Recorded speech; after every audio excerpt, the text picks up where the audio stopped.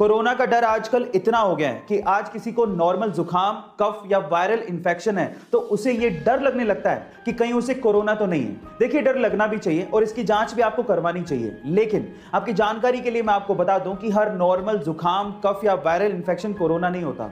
और अगर आप इसे घर पे ही ठीक करना चाहते हैं तो आपको इसके लिए क्या करना है, एक सिंपल सी घरेलू हेल्थ टिप देता हूं। आपको बनानी है चाय, और वो भी दालचीनी और अदरक को यूज करते हुए अच्छे से उकाल के। अगर आप हर दिन एक प्याला चाय पीते हैं तो आपके शरीर की इम्यूनिटी भी बढ़ेगी, और अगर आपको नॉर्मल जुकाम है तो वो भी ठीक हो जाएगा, और नॉर्मल वायरल इंफेक्शन है तो वो भी ठीक हो जाएगा, और कफ भी दूर हो जाएगा। गाइस, ऐसी अमेजिंग हेल्थ टिप्स के लिए YouTube पे हमारे चैनल को सब्सक्राइब कर लीजिए, और अगर आप Instagram पे देख रहे हैं तो मुझे फॉलो करना मत भूलिएगा। मिलता है अगली वीडियो में। अगर आप फिट और हेल्दी रहना चाहते हैं तो आज इस वीडियो में मैं आप लोगों को 2 हेल्दी टिप्स देता हूं। टिप नंबर 1, रोज सुबह खाली पेट सौंफ का पानी पीने से आपका वजन बहुत ही तेजी से घटने लगता है, और इसका असर आपको अगले 10 और 15 दिन में दिखाई भी देने लगता है। इसी वजह से सौंफ के पानी को बहुत ही अच्छा फैट बर्नर कहा जाता है। टिप नंबर 2, कच्चा लहसुन भले ही स्वाद में अच्छा ना लगता हो, लेकिन कच्चे लहसुन का सेवन करने से आपके फेफड़ों में कभी भी संक्रमण, सूजन या घाव नहीं होता। कच्चा लहसुन आपके फेफड़ों को सूजन या घाव से बचाता है। गाइस, ये दोनों हेल्दी टिप्स आपको कैसे लगे चैट सेक्शन में जरूर लिखिएगा। लोगों के बीच में अपनी पहुंच और रुतबा बनाने के लिए कुछ तरीके होते हैं, उन्हीं में से 2 तरीके आज मैं इस वीडियो में आपको बताने वाला हूं। नंबर 1, आपको ना कहना आना चाहिए। यदि आप हर किसी को हर समय हर किसी काम के लिए हां कह देते हैं तो लोग आपकी इज्जत नहीं करते। लोग उन्हीं की इज्जत करते हैं जिनकी कुछ सीमाएं होती हैं, इसीलिए ना कहना सीखिए। नंबर 2, अगर आप चाहते हैं कि लोग आपकी बात पे ध्यान दें, या अपनी बात पर आप उनका ध्यान खींचना चाहते हैं, तो अपनी बात को कुछ इस तरह से शुरू करें। मैं ये बात बताना तो नहीं चाहता था, लेकिन गाइस, ये दोनों साइकोलॉजिकल फैक्ट आपको कैसे लगे चैट सेक्शन में जरूर लिखिएगा।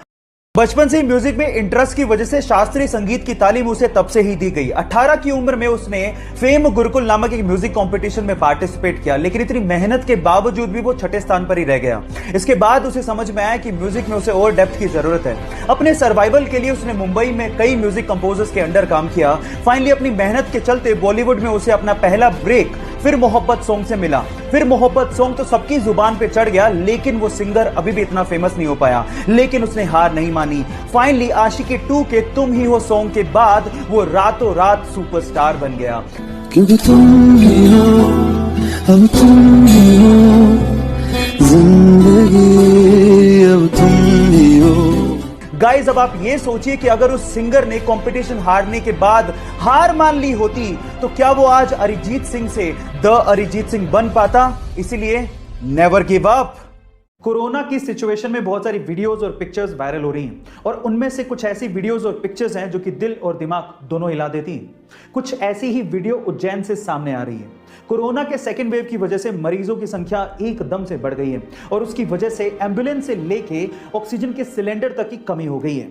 अब सिस्टम पूरी तरह से लाचार हो चुका है, लेकिन उज्जैन के इब्राहिम ने सिस्टम की लाचारी का रोना ना रोके अपने आप पे विश्वास रखा और अपनी पत्नी की जान बचाई। कैसे, मैं आपको बताता हूं। उसने एम्बुलेंस का इंतजार नहीं किया, बल्कि अपने ही ठेले को एम्बुलेंस बनाया, उस पे ऑक्सीजन का सिलेंडर लगाया और अपनी पत्नी को लेकर चल पड़ा, और इस तरह से अपनी पत्नी की जान बचाई।